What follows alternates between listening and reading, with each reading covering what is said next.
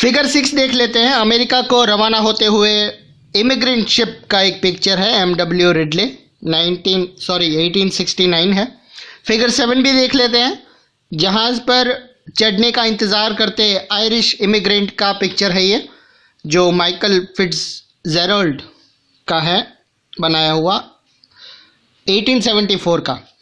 तो 1890 तक एक ग्लोबल एग्रीकल्चरल इकोनॉमी सामने आ चुकी थी। इस घटनाक्रम के साथ ही labour movement patterns, capital flows, ecologies और टेक्नोलॉजी में गहरे बदलाव आ चुके थे।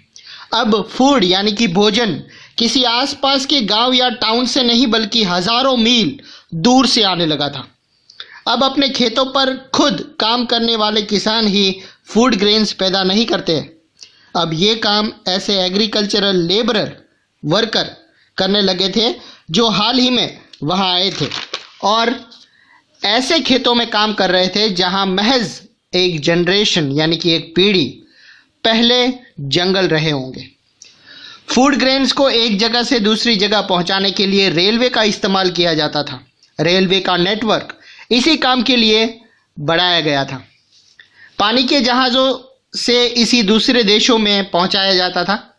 इन जहाज़ों पर साउथर्न यूरोप, एशिया, अफ्रीका और कैरिबियन यानी कि अमेरिका के मजदूर से बहुत कम वेजेस पर काम करवाया जाता था।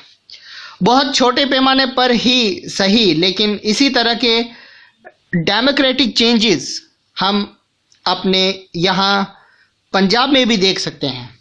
यहाँ ब्रिटिश इंडियन गवर्नमेंट ने सेमी डेजर्ट वेस्ट ज़मीनों को उपजाऊ बनाने के लिए कैनल का नेटवर्क बिछा दिया ताकि एक्सपोर्ट के लिए गेहूं और कॉटन की खेती की जा सके। नई कैनल्स की इरिगेशन वाले इलाकों में पंजाब के दूसरे पार्ट्स के लोगों को लाकर बसाया गया। उनकी कॉलोनीज को कैनल कॉलोनीज कहा जाता था। फूड तो सिर्फ एक एग्जाम्पल है। कुछ ऐसी ही कहानी कॉटन की भी रही है, जिसकी दुनिया भर में बहुत बड़े पैमाने पर खेती की जाने लगी ताकि ब्रिटिश टेक्सटाइल मिल्स की मांग को पूरा किया जा सके। रबर की कहानी भी इससे अलग नहीं है। दूसरी चीज़ों के उत्पादन में अलग अलग इलाकों के इतने महारत हासिल कर ली थी कि 1820 से 1914 के बीच वर्ल्ड ट्रेड में 25 से 40% यानी 40 गुना वृद्धि हो चुकी थी। इस व्यापार में लगभग 60% हिस्सा प्राइमरी प्रोडक्ट यानी कि गेहूं और कॉटन जैसे एग्रीकल्चरल प्रोडक्ट और कोल जैसे मिनरल का था, बहुत ज़्यादा। 2.2 देख लेते हैं, रोल ऑफ टेक्नोलॉजी। अब देखते हैं कि टेक्नोलॉजी का रोल क्या था। इसमें टेक्नोलॉजी का क्या रोल रहा है। रेलवेज, स्टीम शिप, टेलीग्राफ, ये सब टेक्नोलॉजी बदलाव बहुत इंपॉर्टेंट रहे। उनके बिना 19वीं सेंचुरी में आए ट्रांसफॉर्मेशन की कल्पना नहीं की जा सकती। टेक्नोलॉजी एडवांस अक्सर चौतरफा सोशल, पॉलिटिकल और इकोनॉमिक फैक्टर का परिणाम भी होती है। फॉर एग्जाम्पल, कॉलोनियलाइजेशन के कारण इन्वेस्टमेंट और ट्रांसपोर्ट में भारी सुधार किए गए।